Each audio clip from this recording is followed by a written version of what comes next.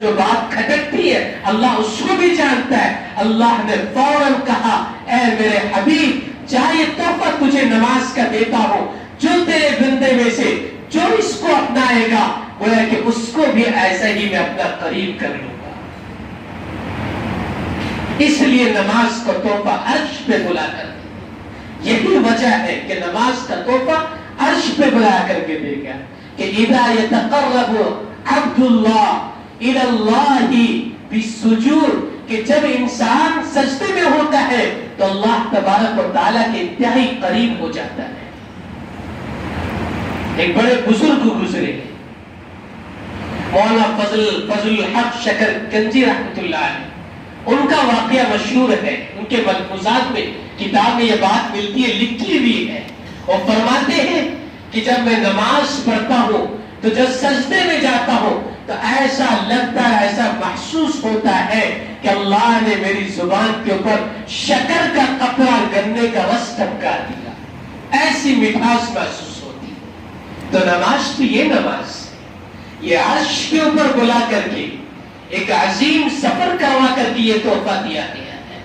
نماز کا تحفہ عرش پہ اسی لیے ملا کہ اللہ نے کہا کہ میرے حبیب کہ تیرے بندے تھے امتی میرے بندے, اور آپ کی امتی میں سے جو بھی نماز کو اپنائے گا تو جس طریقے سے آج تیری عظمت یہ شان نرالی ہے, آج تیری یہ بلندی ہے کہ آج اپنی عظمت اور شان کے اوپر تو اپنے آپ کو فخر کر رہا ہے, تو تیری امتی میں سے جو بھی نماز کو اپنائے گا اس شخص کو بھی اللہ ایسا ہی قریب بنا لے. وہاں اللہ تبارک و تعالیٰ کی رویت ہوئی یا نہ ہوئی اس میں بھی کیا ہے اختلاف ہے, لیکن صحیح اب 30 صحابہ سے یہ نقل ہے کہ اللہ تبارک و تعالیٰ کی رویت اللہ کے نبی صلی اللہ علیہ وسلم کی ہوئی, اور اس کی ثبوت احادیث کثیرہ کے اندر موجود ہے. تقریباً 30 صحابہ نے اس کو نقل کیا ہے کہ اللہ کے پیغمبر صلی اللہ علیہ وسلم نے اللہ تبارک و تعالیٰ کو دیکھا ہے. وہاں سے لے کر کے نماز کا تحفہ اور تحفے ملے. مثلا اس میں سے ایک تحفہ یہ بھی ملا کہ سورہ بقرہ کی 2 آیت جو اخیر کی جو آیت ہے وہ بھی پیغام اور اس کے مضمون اور وہ بھی آیت وہی عرش کے اوپر بلا کر کے دیا گیا کہ لا یکلف اللہ نفسا الا وسعها لها ما کسبت وعلیها ما اکتسبت. یہ بھی مضمون اور یہ آیت بھی عرش کے اوپر اللہ کہ پیغمبر صلی اللہ علیہ وسلم کو دیا گیا. اور بھی مختلف تحفے ہیں, اس میں سے ایک تحفہ بڑا تحفہ اور یہ تحفہ دیا گیا کہ اے حبیب تیرے امتی میں سے جو بھی گناہ کرے گا, جو بھی گناہ کرے, پوری زندگی گناہ کرے, آخر وقت مرنے سے پہلے سکرات کا عالم اور رشید طاری ہونے سے پہلے بھی اگر زبان کے اوپر مجھ سے توبہ کر لیا اس کے توبے کو معاف کر دوں گا, اس کے گناہوں کو معاف کر دوں گا. یہ خصوصیت اس امت کو ملی ہے اور اللہ نے یہ تحفہ عرش پہ بلا کر کے دیا ہے. یہ اللہ کے نبی صلی اللہ علیہ وسلم اپنے امتیوں سے ایسی شفقت اور ایسی محبت تھی کہ دل میں یہ بات کھٹ کے اللہ تبارک و تعالیٰ نے سارے تحفے ایسے دیے کہ مزے ہے کہ گناہوں سے لت پت انسان ہے, اللہ کے دربار میں آ کر کے ندامت کے آنسو صرف ہائی کر لو, اس ہائی کے اندر اللہ نے وہ طاقت رکھی ہے کہ تمہارے گناہوں کو دھل ڈالے گا. یہ بھی تحفہ عرش کے پر ملا. جب اللہ تبارک اللہ کے نبی صلی اللہ علیہ وسلم نماز کا تحفہ وہاں سے لے کر کے نکلتے, ابراہیم خلیل کی طرف سے یہ سلام پہنچایا گیا. ابراہیم خلیل کو اس امت سے بڑی محبت تھی, بڑی عقیدت تھی, تبھی تو انہوں نے دعا کی. اور ہمارا لگاؤ ہماری ملت ابراہیمی کرتے ہیں کہ ہماری ملت کس کی ملت ہے, ملت ابراہیمی ہے, دین محمدی ہے, ملت ابراہیمی ہے. یہ اسی کی نسبت ہے کہ ابراہیم خلیل نے کہا کہ اپنی امتیوں سے میرا سلام کہنا اور ساتھ میں کہنا کہ تسبیح کی کثرت کرنا, اور جنت ایک چچل میدان ہے, جو چاہے جتنا تسبیح کے ذریعے جنت کے اندر اپنا باغ اور منزل بنا دے. لہذا وہاں سے لے کر کے نکلتے ہیں. آنے کے بعد حضرت موسیٰ علیہ السلام سے ملاقات ہوتی. حضرت موسیٰ علیہ السلام ان کی صفت ہے کلیم اللہ, اللہ سے بات کرنا. ان کو ناش تھا کہ میں کلیم اللہ ہوں، اللہ سے میرا کلام ہوتا ہے. دنیا میں بھی حضرت موسیٰ علیہ السلام اللہ سے بات کیے گئے. تو حضرت موسیٰ علیہ السلام فوراً سوال کرتے ہیں کہ اے پیغمبر، اے حبیب محمد صلی اللہ علیہ وسلم، اللہ کی طرف سے کیا تحفہ ملا؟ اللہ کے نبی صلی اللہ علیہ وسلم تمام تحفے بتاتے ہیں اور کہتے ہیں کہ ایک نماز کا تحفہ ملا، 50 نمازوں کا تحفہ ملا. حضرت موسیٰ علیہ السلام کہتے ہیں کہ اے پیغمبر محمد صلی اللہ علیہ وسلم، میں اپنے امتیوں کو بڑا آزمایا، وہ کھڑے نہیں اترے. آپ کی امت تو کچھ کمزور ہے، یہ 50 نماز ان کے اوپر مشکل ہو جائے گی، جائیے اللہ کے پاس تخفیف اور کم کروا دیجیے. اللہ کے نبی صلی اللہ علیہ وسلم اللہ کے دربار میں جانے کے بعد کم کرواتے، 5 نماز کم ہوتی، 45 باقی رہتی. پھر آتے ہیں، پھر حضرت موسیٰ سے بات ہوتی ہے، پھر کہتے ہیں نہیں یہ بھی نہیں ہو پائے گا، اور کم کروائی. کوئی اللہ کے نبی جاتے رہے آتے رہے، نماز کم ہوتی گئی، 5 نمازیں بچی. پھر حضرت موسیٰ علیہ السلام نے کہا اب بھی زیادہ ہے، چاہیے اللہ کے دربار میں کم کروا لیجیے. تو اللہ کے نبی صلی اللہ علیہ وسلم نے کہا کہ مجھے ڈر ہے، خدشہ ہے کہ یہ بھی تحفہ عظیم الشان جو تحفہ لے کر کے جا رہا ہوں، کہیں اللہ اس کو بھی نہ کم کر دیتے. اس لیے اب مجھے اللہ کے دربار میں جانے کے لیے حیا محسوس ہوتی ہے، اب نہیں جاؤں گا. علماء نے یہ نقطہ لکھا ہے یہاں کہ بار بار اللہ کے نبی اللہ کے دربار میں، اللہ کے نبی بار بار جا رہے. علماء نے لکھا ہے کہ آج اللہ کو اپنے حبیب سے ملتے ہوئے بڑا مزہ آ رہا تھا، اپنے حبیب سے ملتے ہوئے بڑا مزہ آ رہا تھا.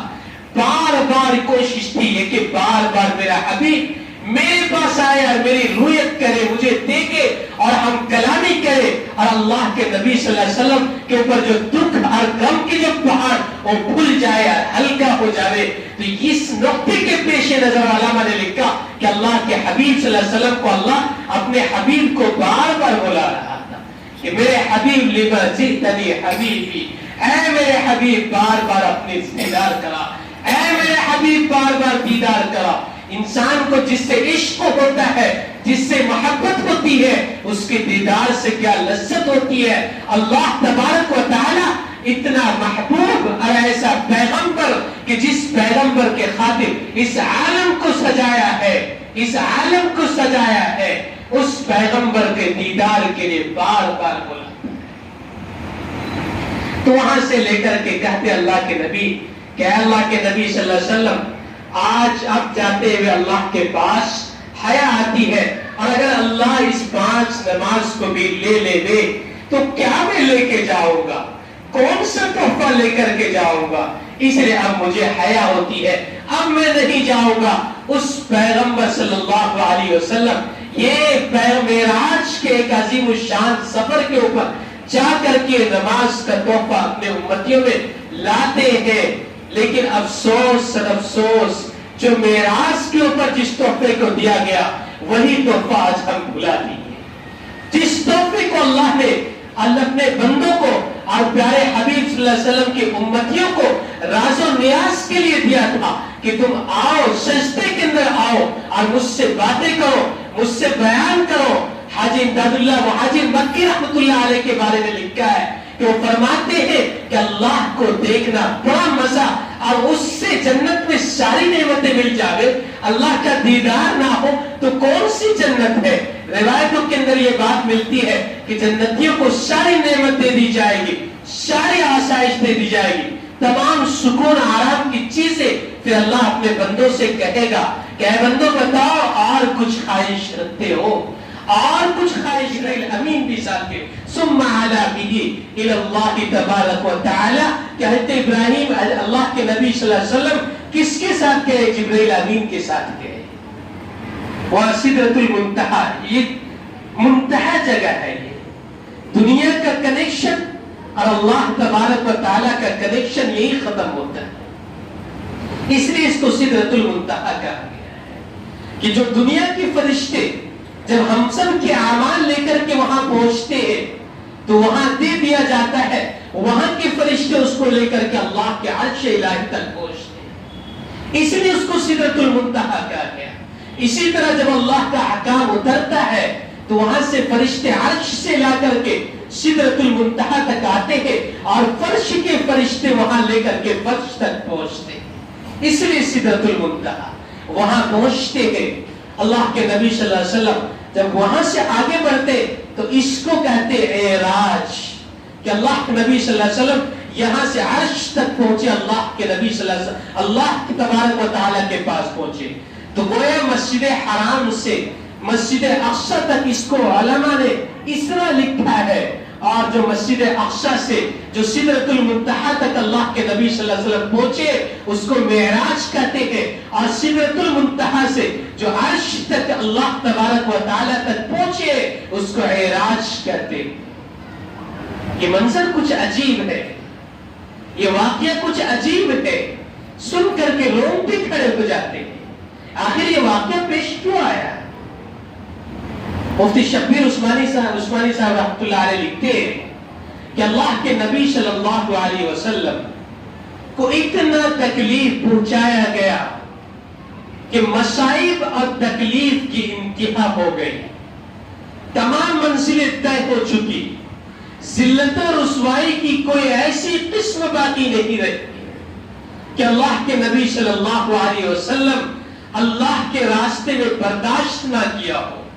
اور ظاہر کی بات ہے جو شخص، جو بھی انسان اللہ کے راستے میں ذلت و رسوائی کو برداشت کرے گا تو اللہ تبارک و تعالی اس کی عظمت اور اس کی رفعت اور اسی طریقے سے اس کی ترقی اور معراج کی سوا اور کیا دے گا۔ اللہ کے نبی صلی اللہ علیہ وسلم کے ساتھ ایسا ہی ہوا، طائف کا واقعہ پیش آیا۔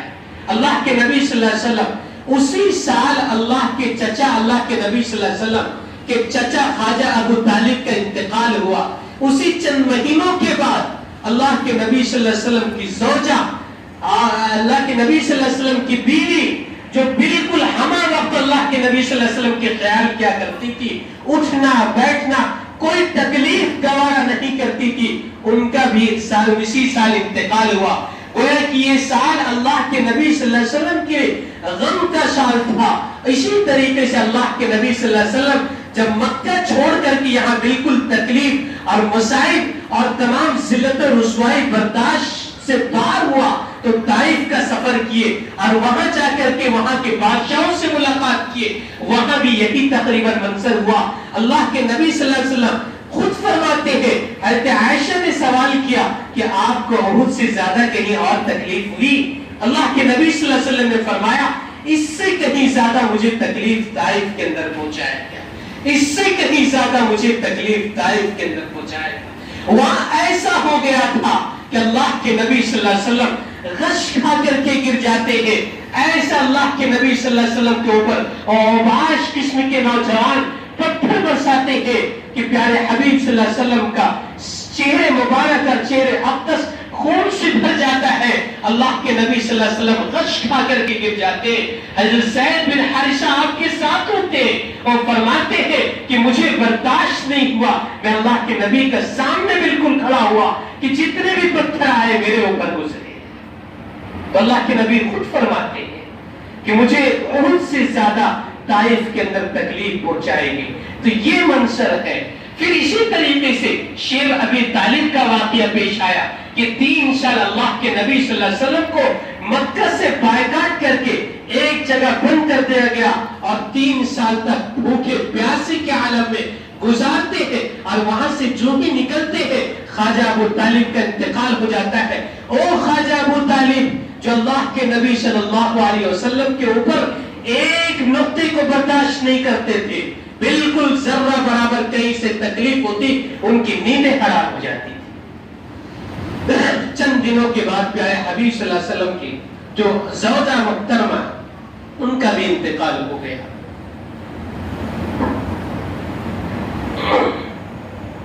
گویا کی تکلیف اور مصیبت کی انتہا اور تمام منزلیں کتنا سخت لکھا ہے۔ امام حنیفہ رحمۃ اللہ علیہ لکھتے ہیں کہ کفر اگرچہ نہیں پہنچے گا، کافر نہیں ہوگا، لیکن وہ شخص منافق ہو جائے گا، اس شخص کو قید خانے میں داخل کیا جائے گا، جب تک وہ شخص توبہ نہ کرے اور زندگی میں نماز کو نہ لاوے اس وقت تک اس شخص کو قید خانے میں بند کر دیا جائے۔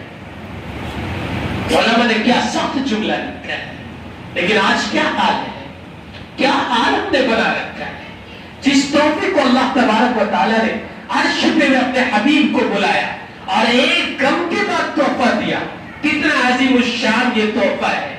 جس تحفے کے تعلق سے اللہ نے خود فرمایا کہ اذا يتقرب عبدی، کہ میرا بندہ جب مجھ سے سجدے میں ہوتا ہے تو مجھ سے اتنا قریب ہوتا ہے جس طریقے سے آج میرا حبیب، میرا پیغمبر جس طریقے سے فکان قاب قوسین او ادنی، کہ دو کمان کے برابر میرے قریب آ گیا، تو اسی طریقے سے جب میرا بندہ نماز اور سجدے میں ہوتا ہے تو گویا میرا قریب ایسے ہی پہنچ جاتا ہے۔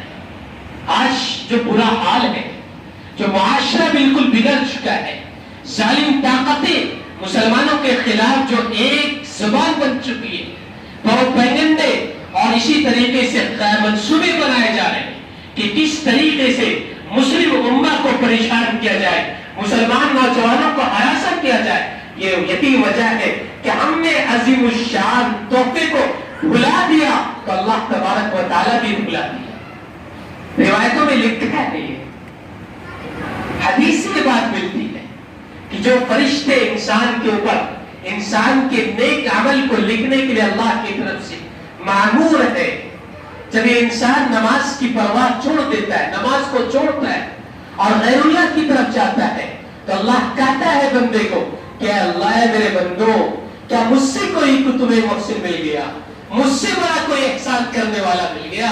پھر اللہ جب دیکھتا ہے کہ انسان اللہ کی طرف نہیں آیا، اپنی زندگی میں نماز کو نہیں لایا، پھر اللہ کہتا ہے کیا مجھ سے میرے بندو، مجھ سے بھی بڑا کوئی مل گیا تجھے، مجھ سے بھی بڑا کوئی مل گیا تجھے، کوئی ہے بڑا اللہ کے علاوہ؟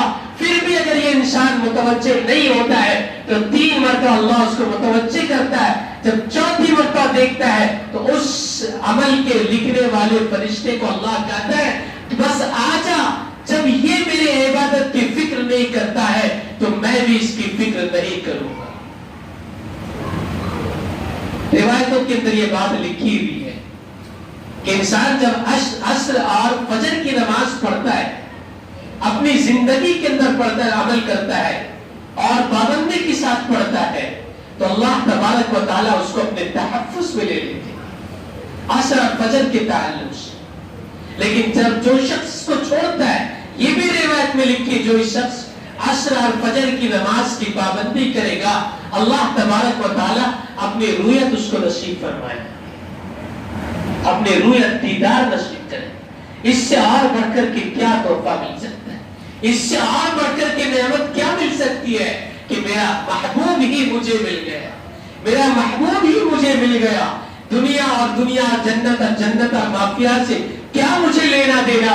جس جنت کو بنانے والا، جس دنیا کو بنانے والا جب میرا محبوب ہی مجھے مل گیا، تو اللہ تبارک و تعالیٰ جو شخص، حدیث کے اندر یہ بات لکھی ہوئی ہے کہ جو شخص عصر اور فجر کی نماز پڑھتا ہے اور پابندی کرتا ہے اخلاص کے ساتھ، تو اللہ تبارک و تعالیٰ اس کو اپنی رویت اس کو نصیب فرمائے۔ عصر اور فجر کی تخصیص کیوں ہے؟ اللہ کے نبی صلی اللہ علیہ وسلم خود فرماتے ہیں کہ اس موقع پہ دن کے بھی فرشتے جمع ہوتے ہیں اور رات کے بھی فرشتے جمع ہوتے ہیں، گویا فرشتوں کی کثرت ہوتی ہے۔ تو جب یہ فرشتے اللہ کے دربار میں جاتے تو اللہ پوچھتا ہے کیف ترکتم عبادی، اے فرشتوں میرے بندوں کو کس حال میں تم چھوڑ کے آئے ہو؟ یہ فرشتہ کہتا ہے کہ جب میں گیا تھا تو اس وقت بھی اس کو میں نے نماز میں پایا، اور جب میں وہاں سے نکل رہا تھا، چل رہا تھا شام کا وقت، تو اس وقت بھی تیرے بندے کو جاؤ اور اسے ایک میرا پروانہ سنا دینا کہ میں اس سے راضی ہو گیا، میں اس سے راضی ہو گیا۔ اور رضوان من اللہ اکبر، یہ پروانہ اللہ سنا دیتا ہے کہ ان کو کہہ دو کہ مجھ سے راضی ہو گیا اور اسے اپنی رویت نصیب کروں گا۔ کتنا بڑا تحفہ ہے، لیکن افسوس کہ ہم نے اس کو چھوڑ دیا، اس کو بھلا دیا۔ علماء نے کیسا لکھا ہے کہ جو شخص جان بوجھ کر کے چھوڑتا ہے وہ کفر میں چلا جاتا ہے۔ امام حنیفہ رحمۃ اللہ علیہ لکھتے کہ وہ شخص منافق ہو جاتا ہے، کتنا سخت جملہ ہے. اور اتنا ہی نہیں، اللہ کے نبی صلی اللہ علیہ وسلم خود فرماتے ہیں کہ جو شخص اپنے گھروں میں نماز پڑھتے عشاء کی، میرا جی چاہتا ہے کہ مصلی سے میں جاؤں اور اپنے مصلی پہ کسی کھڑا کر دو اور جا کر کے ان کے گھروں کی تلاشی لو جو اپنے گھروں میں نماز پڑھ رہے اور ان کے گھروں میں آگ لکڑی جمع کر کے ان کو